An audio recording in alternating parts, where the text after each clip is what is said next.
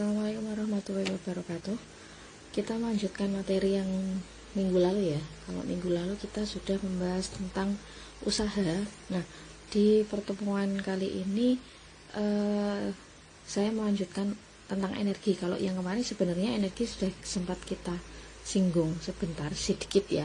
Jadi sedikit yang kita singgung tentang energi. Nanti hari ini kita bahas tentang hukum kekalahan energi mekanik, kemudian ada hubungan antara usaha sama energi. Nah, kita bahas untuk yang energi terlebih dahulu. Jadi yang namanya energi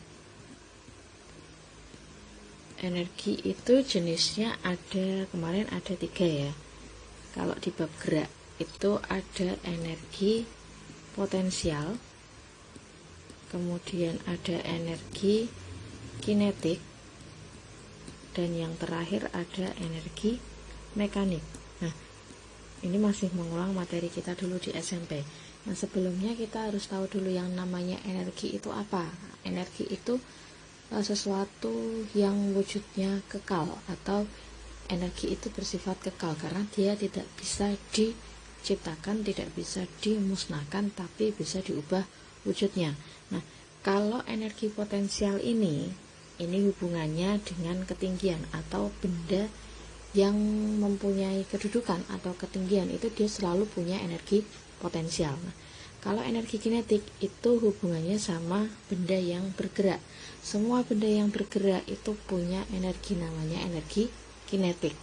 Kalau energi mekanik itu jumlah dari energi potensial dan energi kinetik. Nah, kalau di sini rumusnya EP itu sama dengan M kali G kali H. Kalau EK itu sama dengan setengah kali M kali V kuadrat. Nah, ini dasarnya di energi.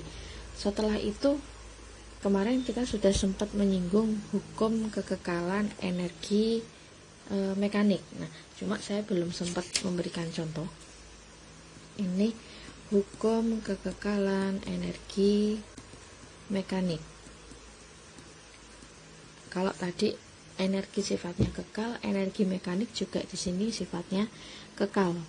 Artinya kekal gimana? Nilai energi mekanik di semua posisi benda, kalau bendanya satu ya, misalnya dia berpindah atau dia berubah posisi, dimanapun posisinya atau di setiap perubahan posisinya, itu energi mekaniknya besarnya sama. Contohnya gini, kok benda kita angkat, ada sebuah bola kita angkat atau kita letakkan atau kita angkat tinggi-tinggi, kita pegang aja, kita pegang, dia berada di ketinggian H1, berada di ketinggian H1 dari atas tanah. Nah, yang terjadi sebelum kita menjatuhkan benda itu kan pada saat kita pegang, sebelum kita jatuhkan, pas kita pegang itu dia sebagai tinggi maksimumnya atau ketinggian paling kita mengangkat yang paling tinggi. Nah, pada saat itu sebelum dijatuhkan berarti kan kecepatannya itu nilainya 0 karena dia belum gerak ke atas ke bawah. Intinya kita belum melempar ataupun kita belum menjatuhkan. Nah, terus kalau dia tidak punya kecepatan, otomatis di sini energi kinetiknya nilainya 0. Karena apa? Mengikuti persamaan ini, setengah MV kuadrat. Kalau V-nya 0, 0 dikuadratkan kan tetap 0, dikalikan berapapun nilainya tetap 0. Kalau energi kinetiknya gimana yang kaitannya sama ketinggian? Berarti di sini dia punya energi potensial, kinetik potensial ya. Energi potensialnya itu ada nilainya, berarti karena ketinggiannya ini maksimum dibandingkan yang lainnya, otomatis EP-nya di sini juga EP maksimum, atau boleh kita tuliskan rumusnya M kali G kali H1. Berarti benda pada saat kita pegang belum dijatuhkan, dia hanya punya satu energi, yaitu energi potensial. Nah, sekarang kalau energi mekaniknya gimana? Dari kedua ini kita bisa mendapatkan besarnya EM di posisi pertama, ini posisi 1, itu sama dengan rumusnya kan kalau energi mekanik itu EP plus EK. tapi EK-nya 0, berarti ini nilainya sama dengan EP1. Terus posisi pertama kita pegang, setelah itu bendanya kita jatuhkan. Kalau jatuh kan nanti endingnya di sini ya, di posisi ketiga. Sebelum di posisi ketiga dia melewati di posisi kedua otomatis, karena kita jatuhkan. Nah, benda yang jatuh itu kan semakin ke bawah itu semakin cepat. Pas di posisi kedua ini berarti dia masih ada kedudukannya atau dia punya ketinggian. Jadi di sini ada H2. Tapi dia tidak berhenti. Artinya sebelum sampai jatuh kan tetap di sini dia bergerak terus. Artinya ini di sini ada V2. Ada H2-nya, ada V2. Itu artinya di sini dia punya energi potensial di posisi kedua. Di posisi kedua pun dia punya energi kinetik. Nah, dari sini kita dapat energi mekanik di posisi kedua itu sama dengan EP2 ditambah EK2. Terus yang perlu diingat, ini nilainya sama. EM1 sama EM2 itu nilainya sama karena sifatnya kekal. Terus posisi ketiga, sebelum jatuh, benar-benar jatuh atau nempel di tanah, benda yang semakin ke bawah itu kecepatannya semakin cepat. Nah, ini kan dia berarti tidak punya H karena di tanah, hanya sama dengan 0.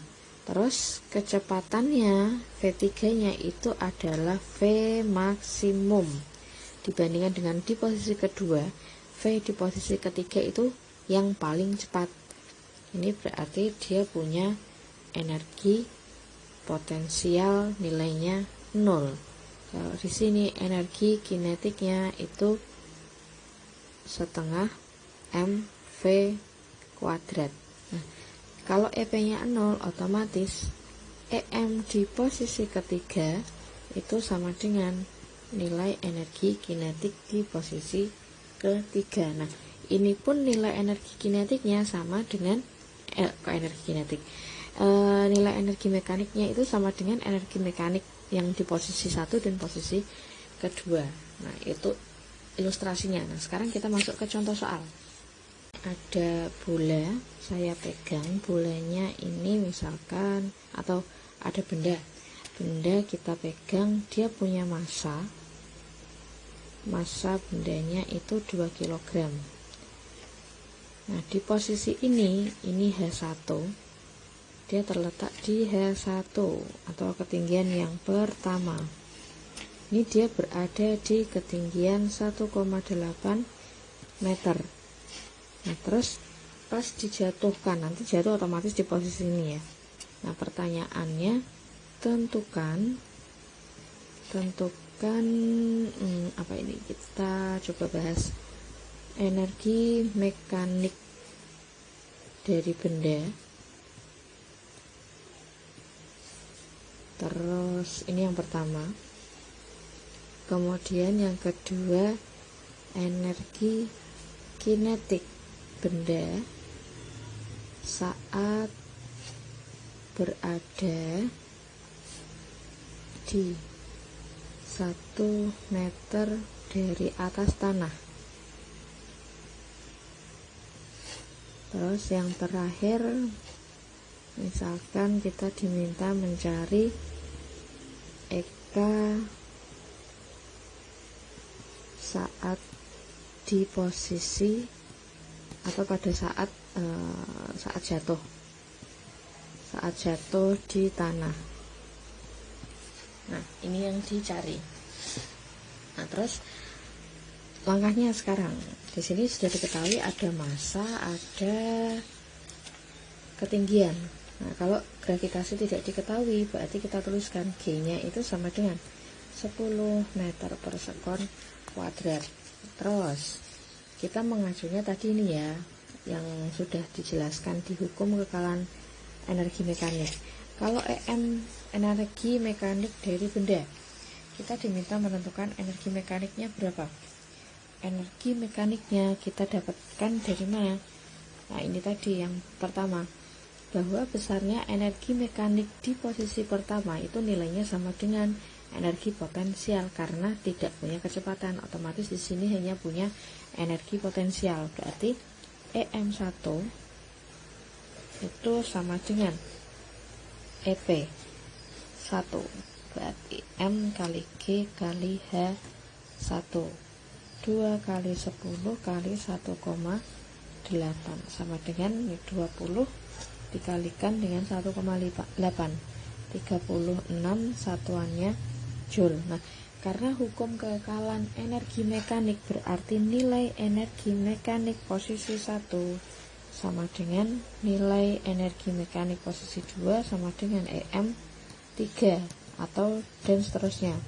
Jadi nilainya sama-sama 36 Joule. Nah, ini yang pertama. Terus yang kedua, kita diminta menentukan energi kinetik saat berada di 1 meter dari atas tanah. Nah, pas di atas tanah di 1 meter, kita diminta menentukan EK-nya. Loh, EK kan setengah MV kuadrat, Bu. Kalau misalnya kalian bingung kayak gitu, nah berarti acuannya bukan kamu pakai rumus setengah MV kuadrat, melainkan kita pakai hukum kekekalan energi mekanik. Berarti EM di posisi kedua, karena di posisi kedua itu belum sampai di tanah, berarti dia punya EP, punya EK. Nah, EM-nya kan tadi sudah kita dapatkan. Ini tinggal kita jabarkan. MGH2 plus EK2. EK2 yang dicari. Ini EM kedua. EM2 tadi 36 sama dengan 2 kali 10 dikali 1 plus EK2. Berarti ini 36 sama dengan 20 plus EK2. Berarti EK2 sama dengan 20 pindah ruas, 36 dikurangi 20. Jadi EK2 sama dengan 16 Joule. Nah, itu. Terus yang ketiga, pertanyaan yang ketiga itu kita diminta menentukan EK saat di tanah. Jadi saat jatuh. Pada saat jatuh berarti besarnya energi mekanik ketiga ini saat di tanah. Saat di tanah itu nilainya sama dengan energi kinetik yang ketiga. Ya udah, nggak usah dicari, berarti EK3 nya langsung ketemu sama dengan EM 36 Joule. Nah, kalau dari sini kita diminta menentukan V nya berapa saat jatuh, nah itu baru kita pakai rumus EK3 sama dengan setengah kali M kali V3 kuadrat. 36 sama dengan setengah kali 2 kali V3 kuadrat setengah 2. Berarti V3 sama dengan akar 36, 6 meter per sekon. Nah, ini kalau diminta menentukan besar kecepatannya. Tuh. Nah, yang selanjutnya kita bahas tentang hubungan antara energi dan usaha. Energi kan W ya, atau usaha yang W. Usaha itu W. Ini usaha. Kalau E itu energi. Nah, besarnya usaha itu sama dengan, kalau kemarin kan gaya yang bekerja pada benda sampai bendanya itu berubah posisi atau bisa berpindah. Syaratnya dikatakan melakukan usaha itu kalau berpindah. Tapi selain itu, yang namanya usaha itu bisa kita anggap sebagai perubahan energi. Jadi W bisa kita anggap sebagai perubahan energi. Nah, energi itu apa aja? Tadi kan kita kenal potensial, kinetik. Kalau mekanik nggak usah. Jadi yang namanya energi atau usaha itu sama dengan perubahan energi potensial, atau usaha sama dengan perubahan energi kinetik. Nah, besarnya berapa?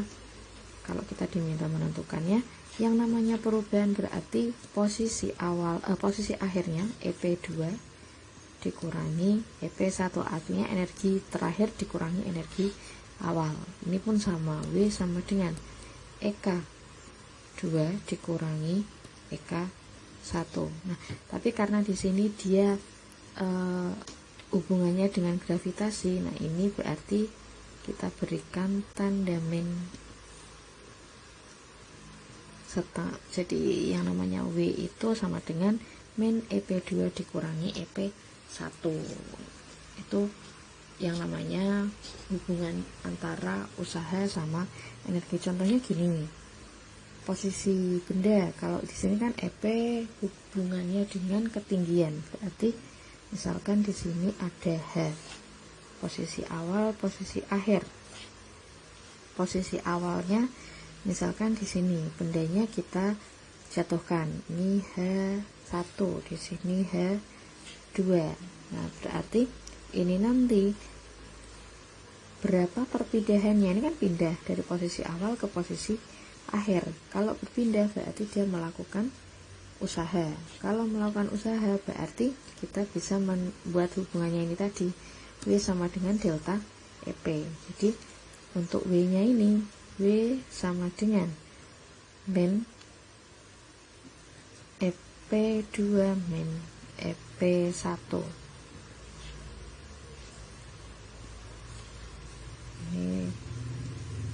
Ini berapa berarti?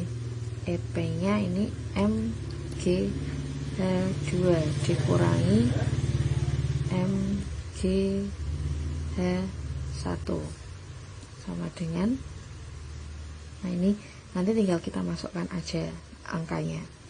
Jadi EP2 nya pas ketinggian paling bawah ini, yang posisi terakhirnya EP1 di posisi awal. Nah itu kalau hubungannya sama ketinggian. Nah, kalau hubungannya sama kecepatan,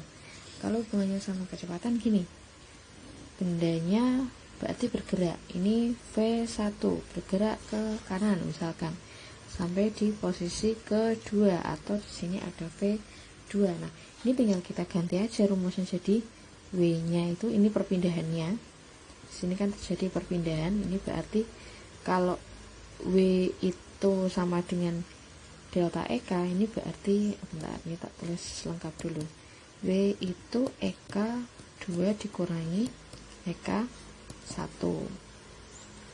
EK2 nya berarti berapa ini? EK2 kita ambil setengah MV2 dikuadratkan dikurangi setengah MV1 dikuadratkan, atau boleh kita ringkas karena masanya bendanya sama, setengah kali M kali V2 kuadrat dikurangi V1 kuadrat. Jadi kecepatannya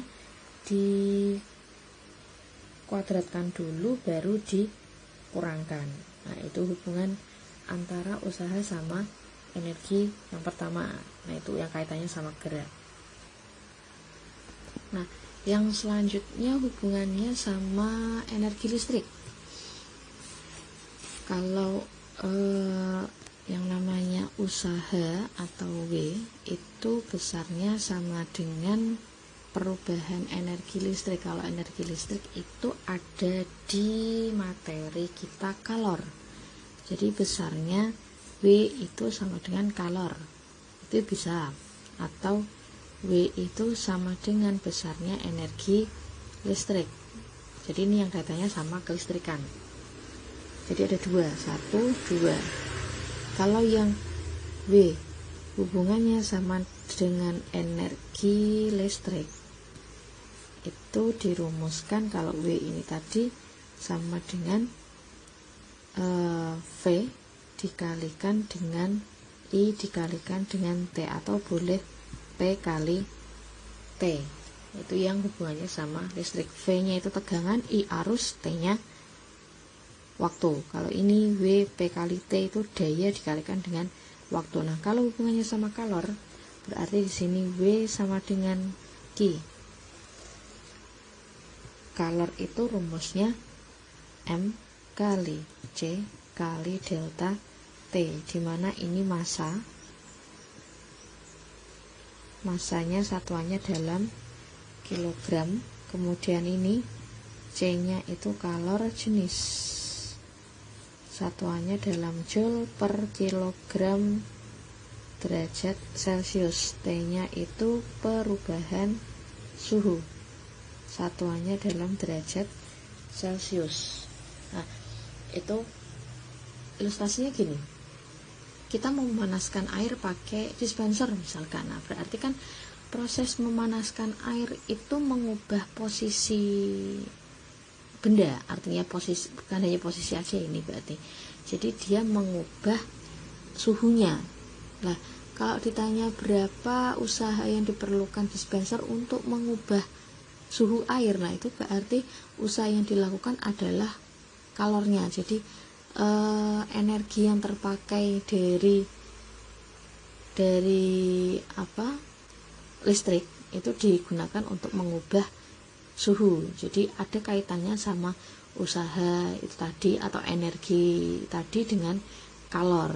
Kalau tadi W itu kita hubungkan dengan energi listrik yang nilainya sama, berarti energi listrik itu bisa kita samakan dengan kalor juga. Jadi energi listrik bisa kita buat persamaannya dengan kalor kayak gini. Nah, ini kalau misalkan energi listriknya itu sudah diketahui dayanya misalkan 20 watt. Nah, berarti kita buat hubungannya gini, besarnya W kan tadi sama dengan Q, atau W-nya ini adalah kita anggap sebagai energi listrik. Misalkan energi listrik sama dengan kalor, berarti energi listriknya di sini tergantung nanti yang diketahui, entah P kali, atau kalau misalnya ada P ya berarti P kali T, kalau ada VI berarti VI kali T. Misal saya di sini tulis P kali T sama dengan M kali J kali delta T. Nah, ini persamaan atau hubungan antara energi listrik, usaha, dan juga dengan kalor. Oke, untuk pertemuan kali ini materinya sampai di sini dulu. Nah, cuma di sini saya berikan contohnya sekalian. Nah, contohnya gini. Ada air dipanaskan. Misalkan di sini ada satu wadah. Satu wadah berisi air. Airnya ini punya massa misal 2 kg. Di suhu awalnya misal 5 derajat Celcius. Nah, diketahui kalor jenis air C air itu 4200 joule per kilogram derajat Celcius. Nah, yang ini mau dipanaskan, jadi ada pemanas listrik. Kita mau memanaskan di pemanas listrik.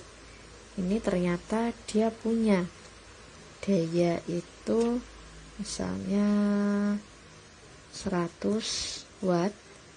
Nah, waktunya berapa kalau ingin mendidihkan sampai air mendidih? Nah, waktunya yang diperlukan untuk mencapai air mendidih. Kalau air mendidih berarti diketahui T2 itu saat air mendidih. Saat air mendidih T2-nya berarti 100 derajat Celcius. Nah, itu kalau tidak diketahui suhu akhirnya gitu. Air mendidih, oh ya udah berarti 100 derajat Celcius. Nah, terus kita mengikuti persamaan yang mana ini? Kalau ada P dan T berarti kita pakai ini. Jadi energi listrik itu sama dengan Q. Nah, ini kita tulis P kali T sama dengan M kali J kali delta T. Lah, perubahan suhunya berapa?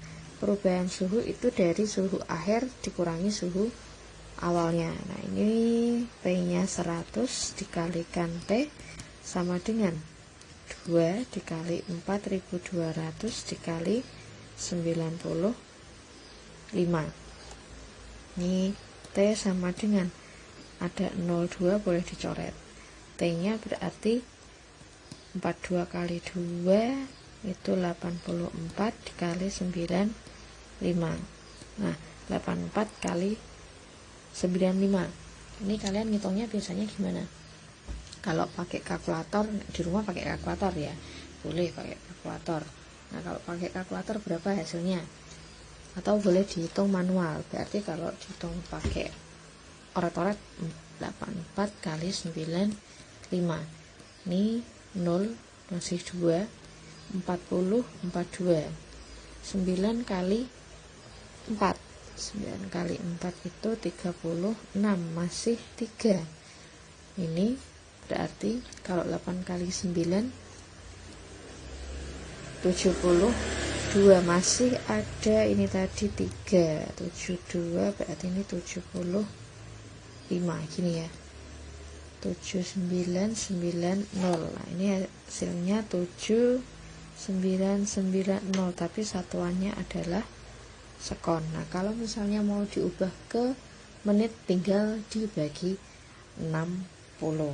Nah, itu contoh soal hubungan antara energi listrik dengan kalor. Oke, sampai di sini saya cukupkan sekian penjelasannya. Assalamualaikum warahmatullahi wabarakatuh.